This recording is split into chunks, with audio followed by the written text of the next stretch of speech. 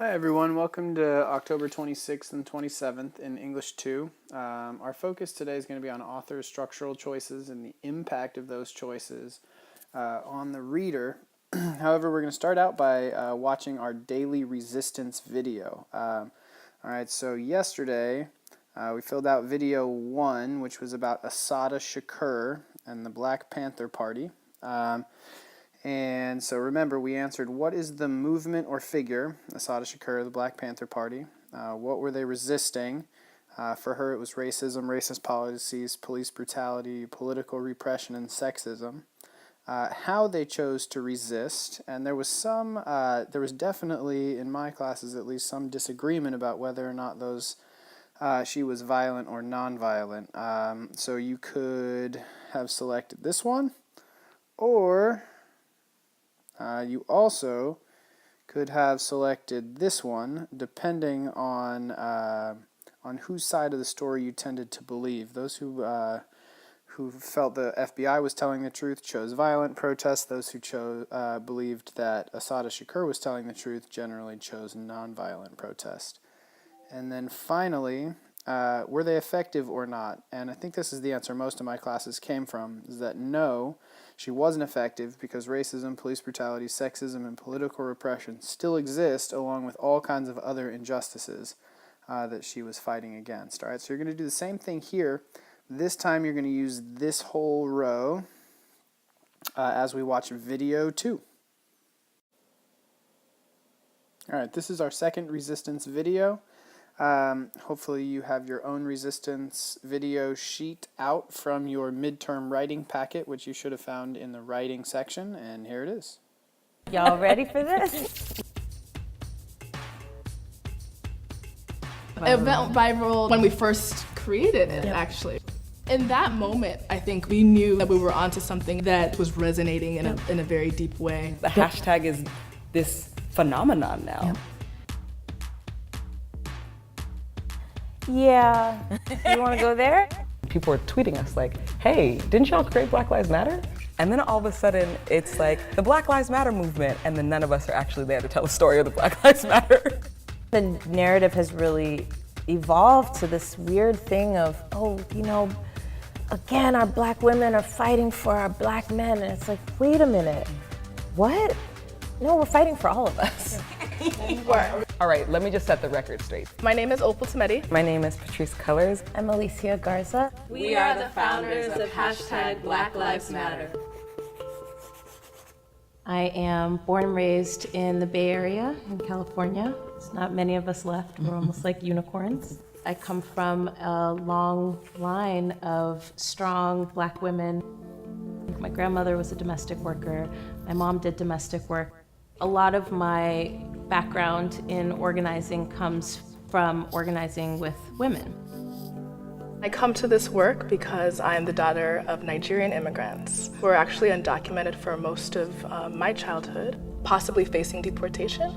That, to me, really shaped my my entire kind of, formative years. I grew up in Los Angeles and witnessed a significant amount of state violence. I remember the police officer who would patrol our block and would harass my siblings. And I remember feeling frightened most of the time. So my coming into this work has to do with the fight for Black lives. We have breaking news tonight in the case of the unarmed black teenager shot dead by a crime watch. When Trayvon Martin was murdered by George Zimmerman, this was a case where a child had literally been stalked and killed just steps away from home. The conversation that was happening in the media was, what did Trayvon do to cause his own death? The reason Trayvon Martin died was because he looked a certain way. He was wearing a hoodie, and that way is how gangstas look. Thinking about my 14-year-old brother and literally not being able to sleep because I was like, this cannot be.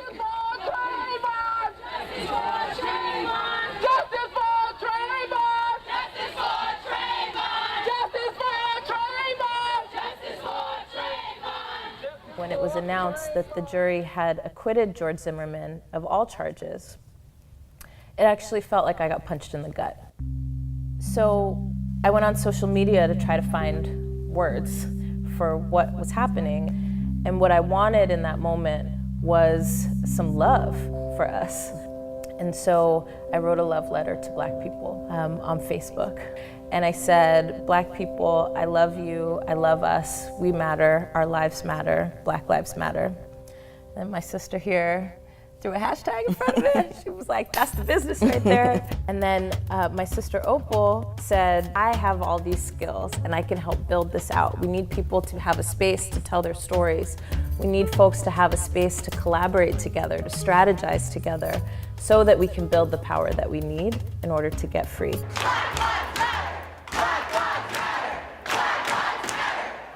When we developed Black Lives Matter, it was never just about the killings of young Black boys. It was about an intervention and really declaring that all Black lives matter. Black immigrants, Black folks with disabilities, Black trans folks, bringing our team that are at the margins closer and closer for the purpose of building our power. Black Lives Matter is about so much more than policing. And that's something that gets lost a lot. And I think we have to bring together more folks than are just working in the criminal justice system. Yes. And we need to understand how police, right, are a part of the ability of these systems to thrive and function. I believe that we're in an incredible time with social media. It's been integral to our movement.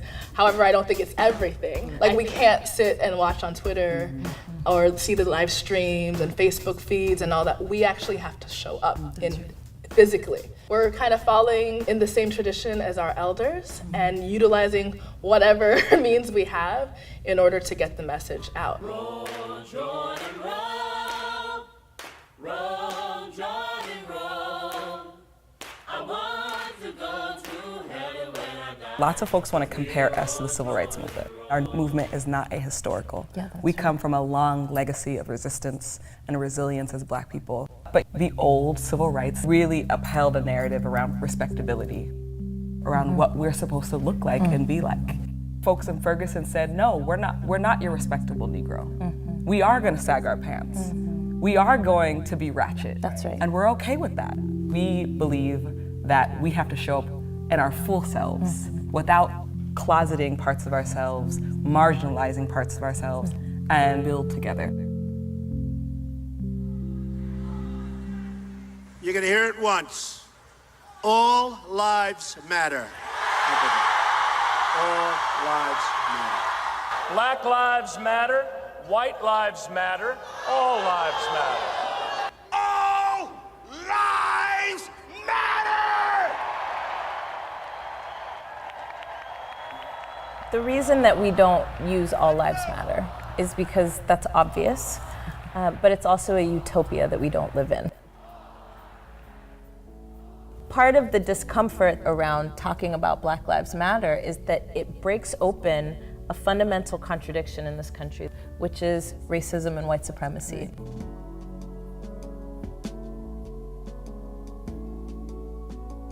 In this next period where we have kind of the sunsetting of one presidency and the ascendancy of another one, we really need to be talking about this question of citizenship, which I think is huge. And I feel like what Black folks are fighting for in this moment, right, is what we've been fighting for the whole time, which isn't citizenship like papers, Right. but it's citizenship like dignity, like humanity, And right? access. And access, exactly. And making sure that people have the ability to shape and participate in a new type of democracy. Nobody wants to talk about race in a post-racial society. But this is a real deep-seated disease that this country suffers from that infects all of our society. And so when we nail this piece around Black lives, we're actually trying to unlock the humanity of this country.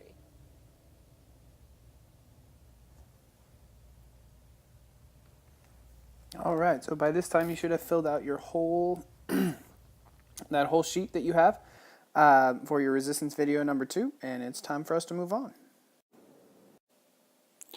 Okay, so now it's time to start the meat of our lesson. We're really going to be focusing on structural decisions and their effects here. So the first thing I want you guys to start out with is what is one thing that you might really want to convince somebody of? I'm going to give you 30 seconds. I want you to write it right here. What might you really want to convince somebody of?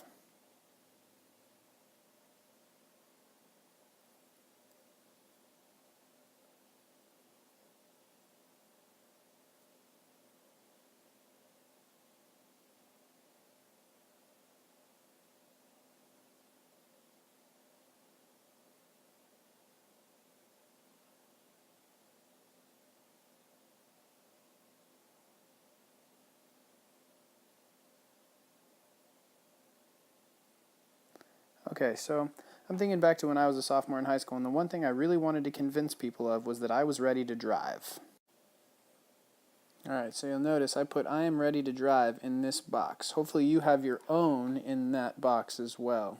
Alright, now I want you to move down to this bottom part. Notice it says rewrite it as if you were talking to the following people. So we got 3 people here: Dr. Stewart, your best friend, and your brother who is in 1st grade. So I'm going to write this as if I were talking to each one of them. Alright, so for this first one, Dr. Stewart, I'm trying to imagine why I would need to convince her that I was ready to drive, and the only thing I can think of is because she's the one that has the permit papers. So she has to approve me getting the permit papers, and in order to do so, she has to believe I'm ready to drive. So I might say, since I know that she's going to know what my grades are like, I might give this explanation here for why that's the case. Now, it's going to sound a lot different than my explanation to my best friend. With my best friend, I'm going to say something more like, don't believe me? Hand over your keys and I'm going to show you. I'm not trying to convince him or her of anything. Instead, I just really want to prove a point. Right, so I'm going to say something like this, probably expecting that they're not actually going to take me up on it. And finally, this third one, if I'm talking to my little brother who is in 1st grade, I'm probably trying to convince him to get into the car with me. Maybe there's been an emergency or something. Mom and Dad both got called into work, and I'm the only one that can take my little brother to the doctor, and I absolutely have to do it. But he's like, no, you don't even have your license. In that context, I might say something along the lines of, hey, Mom is the one who told me to do this. She trusts me, so should you. I really want you to notice that these are all very different from each other for good reason. All right, so that's about structure. Those are structural decisions I've made that will hopefully have the same effect, which is to convince somebody of something. All right, so I'm going to give you about a minute here to revise whatever statement you put here. I'm going to have you revise it for your own 3 down here.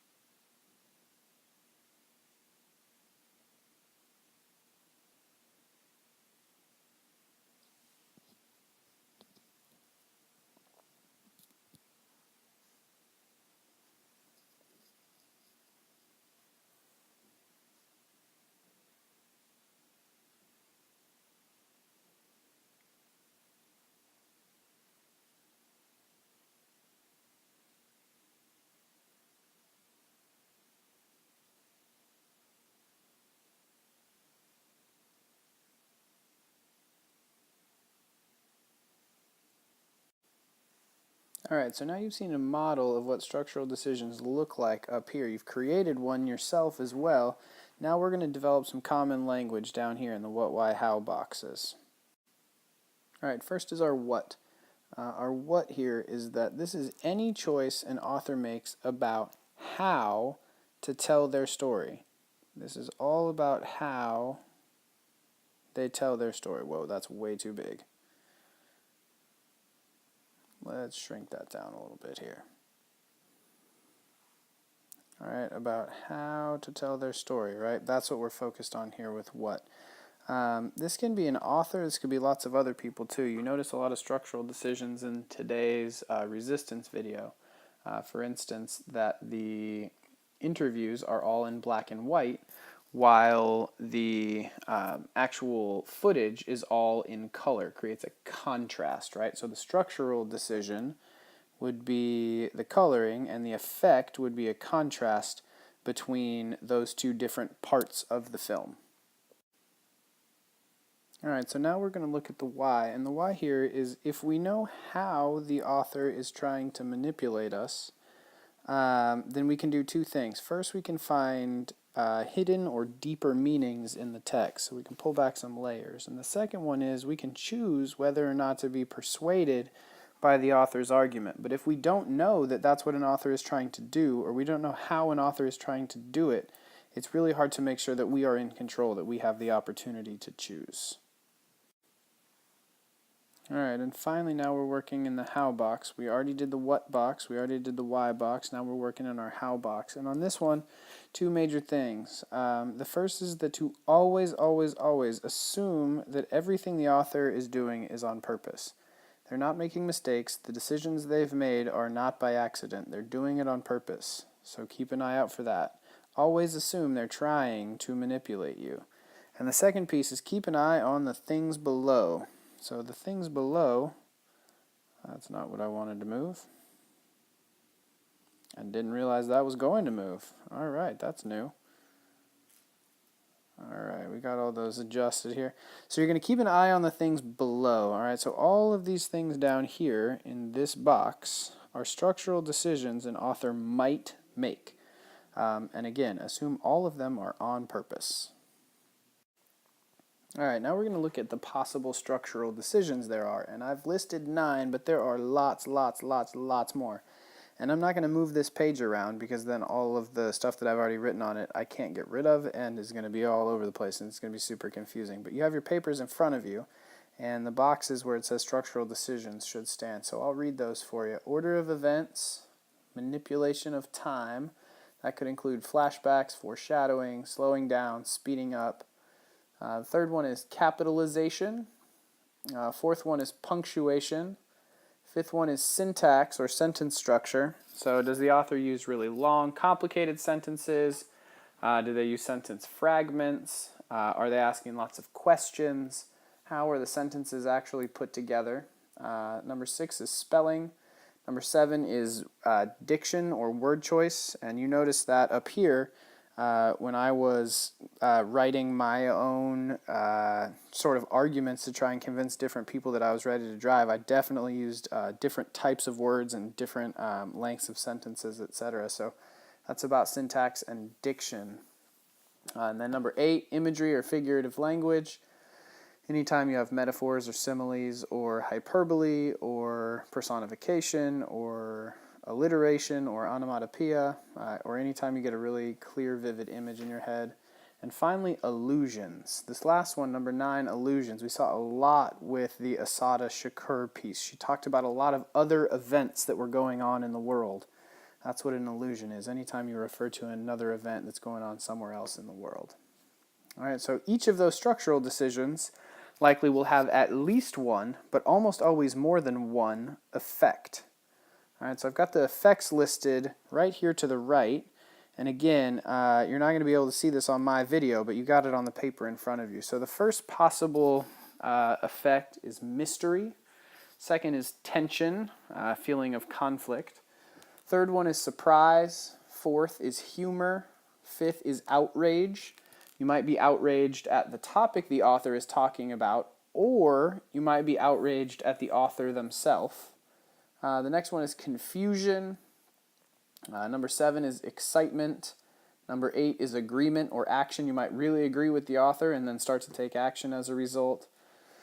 Number 9 is shame. Number 10, relief. You're really relieved about something. And number 11 might be solidarity. Solidarity is when you find out what ideas or opinions somebody else holds, and then you realize that you have the same ones. So it's like a support of somebody else's ideas. Alright, and now you'll notice I've added a number 12 down here. Number 12 is contrast. This is when an author makes the decision, any one of these structural decisions, that shows a difference between two things. It shows how two things are disconnected or dissimilar to each other. All right, now we're going to move down here. Oops. Now we're going to move down here.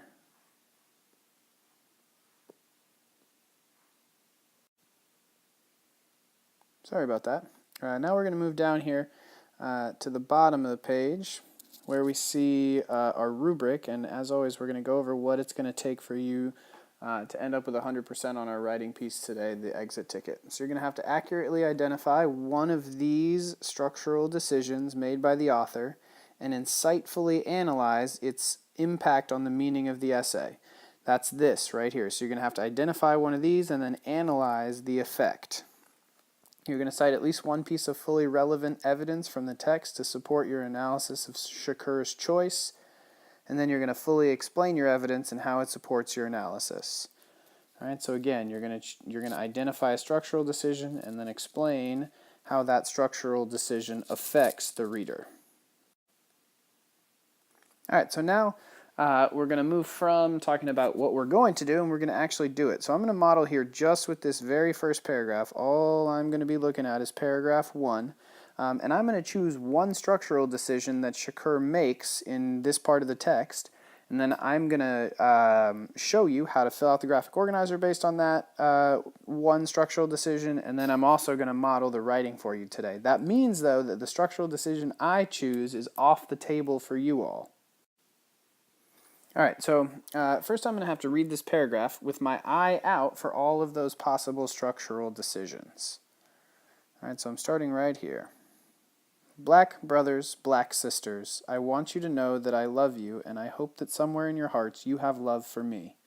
My name is Assata Shakur, slave name Joanne Chesimard, and I am a revolutionary, a black revolutionary. By that, I mean that I have declared war on all forces that have raped our women, castrated our men, and kept our babies empty-bellied. I have declared war on the rich who prosper on our poverty, the politicians who lie to us with smiling faces, and all the mindless, heartless robots who protect them and their property. All right, so I have tons of structural decisions that I'm going to be looking at. I'm going to just choose the one that jumps out at me the most and the earliest on. All right, so I notice here that the letter I is not capitalized. And if we are going through this, and we are assuming that there is no accident, and we always assume that there are not accidents when we read, you'll notice that it is actually capitalized here, but that's because it's the beginning of a sentence, not because of the letter itself.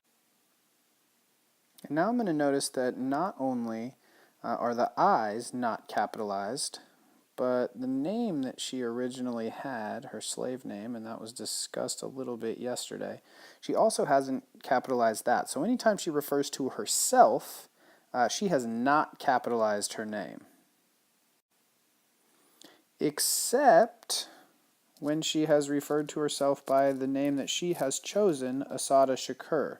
Right, so now I am going to make my effect. So finally I'm like, there's a reason she's doing this, and finally I can see what that reason is. So those two things, her slave name not being capitalized, and anytime she refers to herself as I not being capitalized, versus the name that she has chosen being capitalized, that shows me that she wants contrast, which was the 12th of the effects that were options. All right, so now I have decided on my structural decision, and I have decided on my textual evidence, and I have decided on the effect on the reader. So I'm ready to move on to my graphic organizer. All right, you're going to need to skip the next 30 seconds. I don't know why I can't get it cut, but you just totally skip over the next 30 seconds of footage.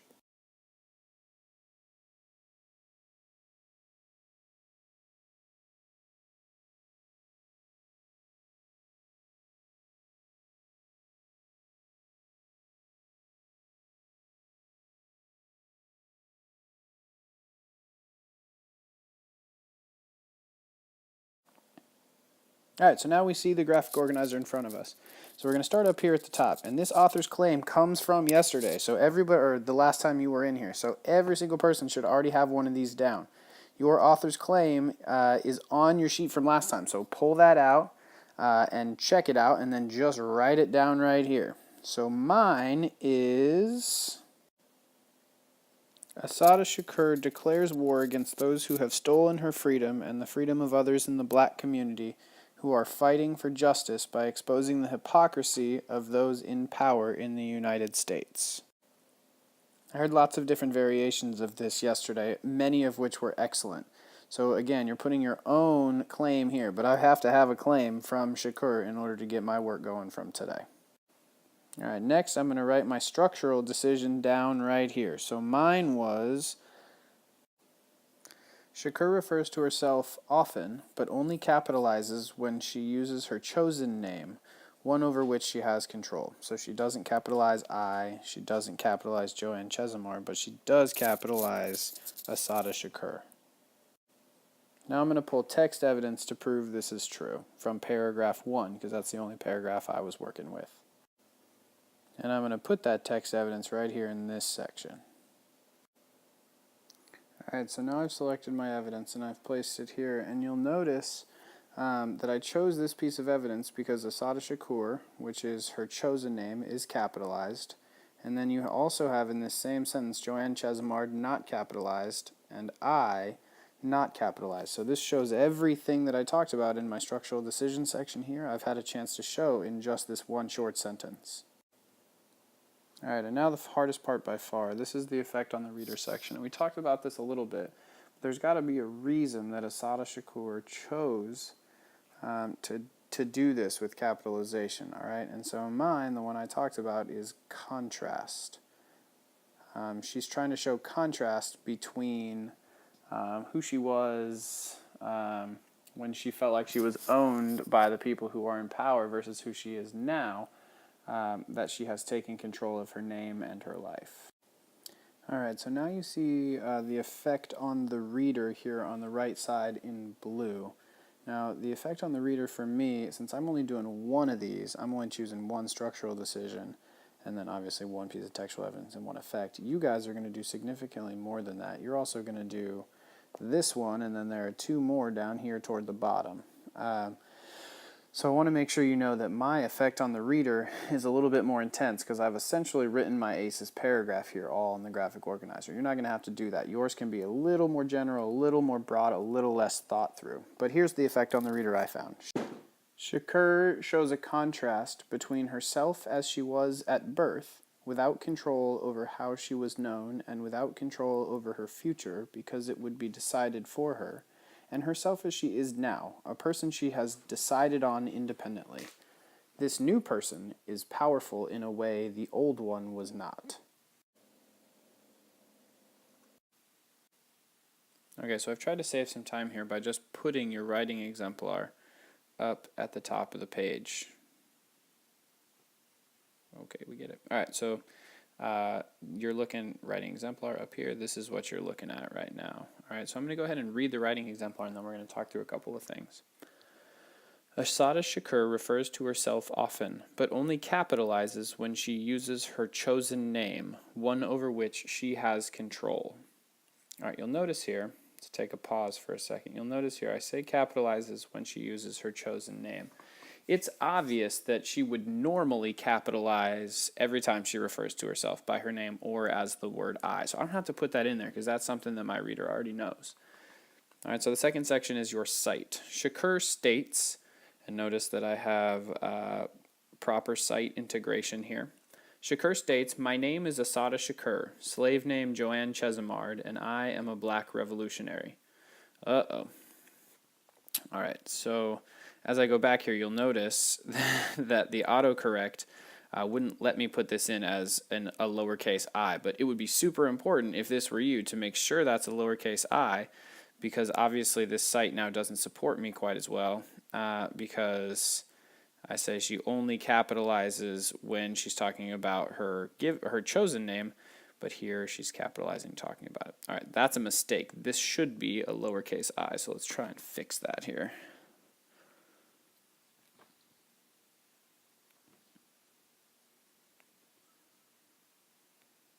All right, that's ugly, but it's better. All right, now it's a lowercase I. All right, now I'm going to move down to my explanation. Shakur creates contrast between herself as she was at birth, without control over her future, because it would be decided for her, and herself as she is now, a person she has decided on independently. This new person is powerful in a way the old one was not, because she is all her own. Shakur communicates this distance through capitalization. Notice I mentioned capitalization, my structural decision, but all of this right here is the effect of the contrast she draws, right? So, or is is what happens as a result of the effect. So we have a structural decision, capitalization, and we have an effect, which is contrast, and that's what we talk about here. So you don't necessarily have to mention your effect up here. You might, but you don't have to. All right. Definitely have to mention your effect down here.